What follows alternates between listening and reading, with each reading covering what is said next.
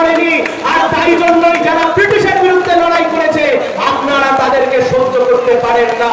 উত্তরবঙ্গের এক বিজেপির নেতা, যিনি বিজেপির রাজ্যসভার সাংসদ, প্রতিদিন নিয়ম করে সকাল থেকে বিকেল নেতাজি সুভাষচন্দ্র বসুর নামে অশ্রাব্য ভাষায় গালিগালাজ করছেন। এই পশ্চিম বাংলার বুকে বিজেপির বিরুদ্ধে লড়াই করতে গেলে আমাদেরকে দেশদ্রোহী বলে, আমাদেরকে চীনের দালাল বলে, আমাদেরকে পাকিস্তানের দালাল বলে। এই বিজেপি চোখ রাঙায়, যে বিজেপি সংবিধানকে মানে না, যে বিজেপি নির্বাচন কমিশন মানে না, যে বিজেপি সুপ্রিম কোর্টকে পর্যন্ত কেনবার চেষ্টা করে, সেই বিজেপির বিরুদ্ধে গোটা দেশের ছাত্র সমাজ এক হলো, লড়াই হলো, আন্দোলন হলো, গুলি চললো, কাঁদানে গ্যাস চললো, কিন্তু এত গুলি কাঁদানে গ্যাস চড়বার পরেও কোনো লাভ হতে পারলো না। যারা প্রতিবাদী ছাত্র ছিল তাদের সামনে বিজেপিকে মাথা নত করতে হলো, শিক্ষামন্ত্রীকে পদত্যাগ করতে হলো। আর যেদিন শিক্ষামন্ত্রী পদত্যাগ করলেন তার থেকে 15 দিন পরে বিহারের বুকে বান্দিপুর, যেখানে বিজেপি কোনোদিন হারেনি, শেষ 40-50 বছর ধরে বিহারের বান্দিপুরে বিজেপি প্রত্যেকবার ভোটে জিতেছে, শেষবারের ভোটে 60% ভোট পেয়েছে। গোটা দেশ জুড়ে যে আন্দোলন হলো, সেই আন্দোলনের পরে প্রথম ভোটে যেখানে বিজেপি কোনোদিন হারেনি, সেখানে বিজেপি মুখ থুবড়ে পড়লো।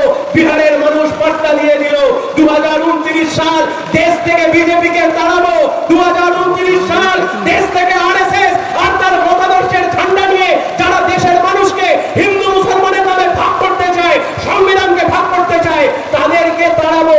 এই মুহূর্তে লড়াই খুব পরিষ্কার, হয় আপনি দেশের পক্ষে, নয় আপনি বিজেপির পক্ষে, হয় আপনি ভারতের পক্ষে, নয় আপনি বিজেপির পক্ষে, হয় আপনি দেশের জন্য লড়াই করবেন, নয়তো আপনি বিজেপির জন্য লড়াই করবেন। বিজেপির কাছে গুন্ডা মানে কে? বিজেপির কাছে গুন্ডা মানে নেতাজি সুভাষচন্দ্র বসু। দেখছেন না বিজেপির রাজ্য সভাপতি শ্রমিক ভট্টাচার্য, তিনি বলছেন শ্যামাপ্রসাদ মুখার্জিকে নাকি কিছু গুন্ডারা মেরেছিলেন। কোন গুন্ডার কথা বলছেন? যদি ক্ষমতা থাকে বলুন নেতাজি সুভাষচন্দ্র বসু গুন্ডা। এত ভয় কিসে? আমরা জানি নেতাজি সুভাষচন্দ্র বসু আপনাদের চোখে আদর্শ মানুষ নয়, তার কারণ আপনারা ব্রিটিশের দালাল। আপনাদের চাইতে ব্রিটিশের বড় দালালি আর কোনোদিন কেউ করেনি।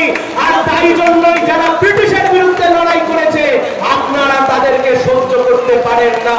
উত্তরবঙ্গের এক বিজেপির নেতা, যিনি বিজেপির রাজ্যসভার সাংসদ, প্রতিদিন নিয়ম করে সকাল থেকে বিকেল নেতাজি সুভাষচন্দ্র বসুর নামে অশ্রাব্য ভাষায় গালিগালাজ করছেন।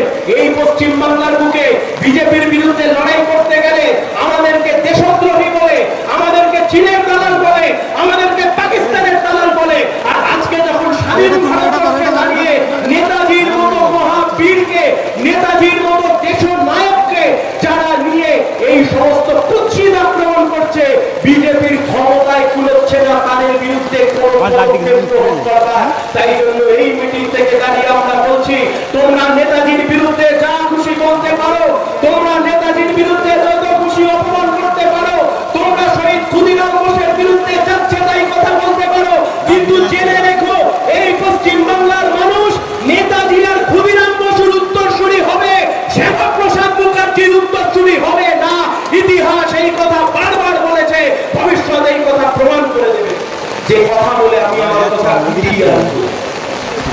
কোন পরিস্থিতির মধ্যে দাঁড়িয়ে আছি আমরা? কোন পরিস্থিতির সামনে দাঁড়িয়ে আছি আমরা? বিজেপির বিরুদ্ধে লড়াই করতে নেমেছি। যে বিজেপি আজ থেকে কয়েকদিন আগে কাউকে পরোয়া করি না মনোভাব নিয়ে চলছিল, দিল্লির বুকে ছাত্রদের আন্দোলন, কলকাতার বুকে ছাত্রদের আন্দোলন দেখিয়ে দিয়েছে এই দেশের সরকার কারো বাবার সরকার নয়।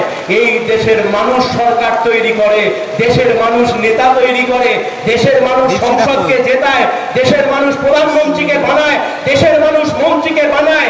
যে দেশের মানুষ, যে রাজ্যের মানুষ ঘাড়ে করে যাকে নেতা মন্ত্রী বানায়, ইতিহাস সাক্ষী আছে সেই দেশের মানুষ তাদের উপরে সেই নেতা মন্ত্রীরা যখন অন্যায় অবিচার করে তাদেরকেই গদি থেকে হিড় হিড় করে টেনে নামিয়ে দেয়।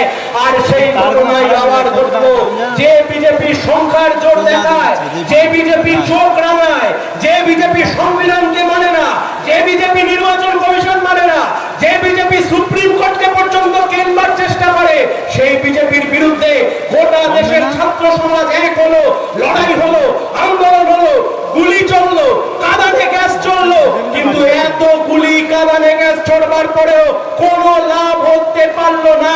যারা প্রতিবাদী ছাত্র ছিল তাদের সামনে বিজেপিকে মাথা নত করতে হলো, শিক্ষামন্ত্রীকে পদত্যাগ করতে হলো। আর যেদিন শিক্ষামন্ত্রী পদত্যাগ করলেন তার থেকে 15 দিন পরে বিহারের বুকে বান্দিপুর, যেখানে বিজেপি কোনোদিন হারেনি, শেষ 40-50 বছর ধরে বিহারের বান্দিপুরে বিজেপি প্রত্যেকবার ভোটে জিতেছে। শেষবারের ভোটে 60% ভোট পেয়েছে। গোটা দেশ জুড়ে যে আন্দোলন হলো, সেই আন্দোলনের পরে প্রথম ভোটে যেখানে বিজেপি কোনোদিন হারেনি, সেখানে বিজেপি মুখ থুবড়ে পড়লো। বিহারের মানুষ বার্তা দিয়ে দিল 2029 সাল দেশ থেকে বিজেপিকে তাড়াবো।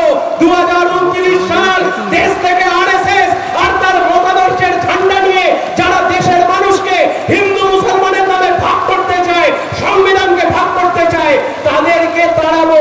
এই মুহূর্তে লড়াই খুব পরিষ্কার, হয় আপনি দেশের পক্ষে, নয় আপনি বিজেপির পক্ষে, হয় আপনি ভারতের পক্ষে, নয় আপনি বিজেপির পক্ষে, হয় আপনি দেশের জন্য লড়াই করবেন, নয়তো আপনি বিজেপির জন্য লড়াই করবেন।